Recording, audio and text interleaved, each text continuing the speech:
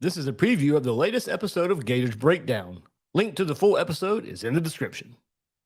I did find NFL a draft scouting report for Graham Mertz and pros and cons, and by Damian Parson. And the pro was Graham Mertz, NFL build, measurements to fit the pocket passer prototype, can operate an offense with a solid level of effectiveness. He presents as a game manager that finds success in the short, quick passing game. Mertz throws with solid zip velocity along with good touch when needed. He is a smart and anticipatory deep ball passer. There are some flashes of high-end accuracy and big throws on tape, but only flashes. And so it's kind of going to what you guys were speaking about, and definitely, Seth, and in your video, you show it good. But here we go. The cons. Graham Mertz has not displayed the ability to put the passing game for the Badgers on his shoulders. From a physical traits and tools standpoint, he is limited. And as I alluded to earlier, Mertz is a pocket passer that lacks above average mobility as a rushing threat. The inability to create or extend plays with his leg limits his overall effectiveness from an NFL prospect. His game fits a run-first heavy offense that incorporates quick passes and downfield shots off play action. Yeah, that sounds like the Florida offense. At this moment, his trajectory is pointed towards an NFL backup rather than a starter. So I think that's where I want to go. Part of looking at Wisconsin, Graham Mertz has not displayed the ability to put the passing game for the Badgers on his shoulders. And you would think, going in what we think of a Wisconsin offense, it is run heavy. So shouldn't that open up the passing game a bit? Well, maybe not so, because I got to give him a shout out. JP Gator on the Gators Breakdown Plus Discord shares, and he went back and shared this stat, which was kind of interesting. And yeah, the run productivity of Wisconsin has certainly changed over the years.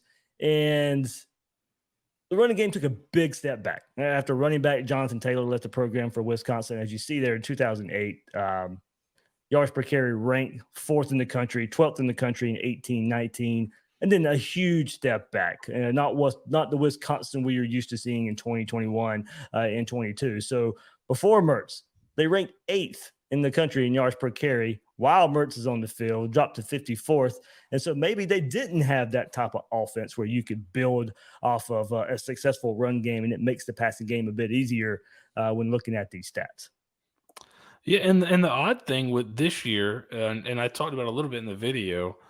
So when I think Paul Chryst got fired before the Northwestern game, if I'm correct, up until the Northwestern game, they'd only attempted 9 play action passes, and I think that was through 5 games or so. Only 9 all season, and Mertz was 6 for 9 on play action passes against Northwestern. They threw 10 of them. He was 7 for 10. So he seemed like a guy that is pretty good at play action, but I don't understand how you run the ball this much and aren't just really invested in play action and RPO stuff, which is kind of what leads me to think that the offense wasn't really helping him much either. And you see they're just kind of banging their heads against the wall here a little bit, just kind of running the same old stuff without really helping him too much, I don't think, in terms of scheme.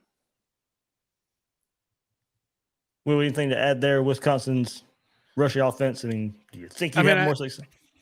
Yeah, I mean, look, I think the question I have is, a lot of times your running game is based on checks the quarterback's making at the line of scrimmage, and getting the offensive line in a position where they can succeed.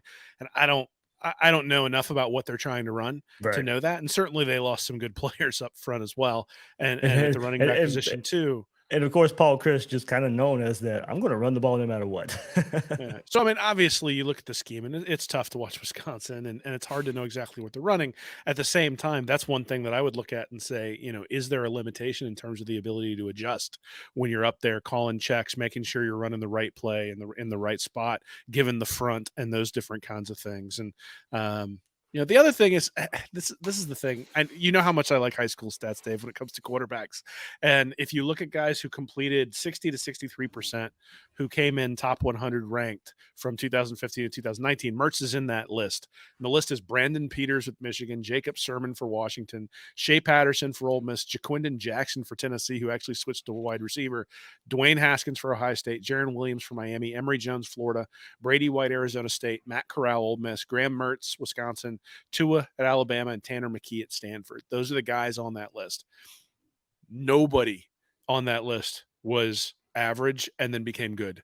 Every one of them was good right away. And so that's the thing that sort of concerns me when it comes to Mertz, is that these guys in this category for this particular sort of level of recruiting and based on their high school stats, I would have said Mertz has a chance to be really good.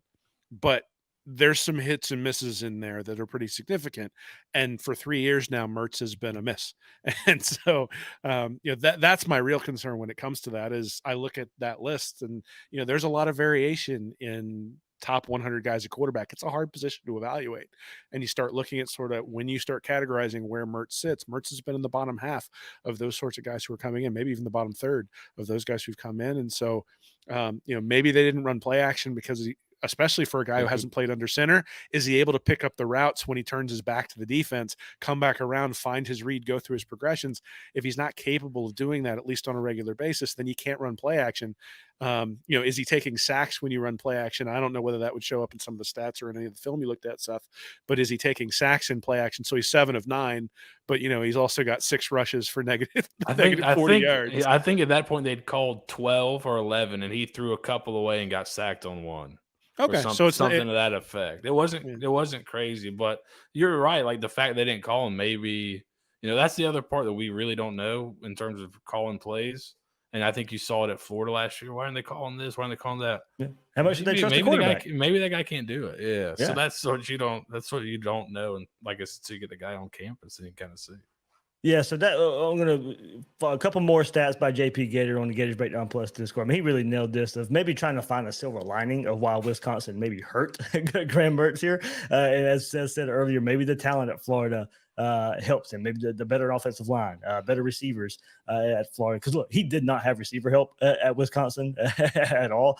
And I know Seth shows that too. Not a lot of separation there. And so, but tendency stats, and this kind of goes to maybe some of the things we were thinking about. But Wisconsin ran the ball 75% of the time on first down.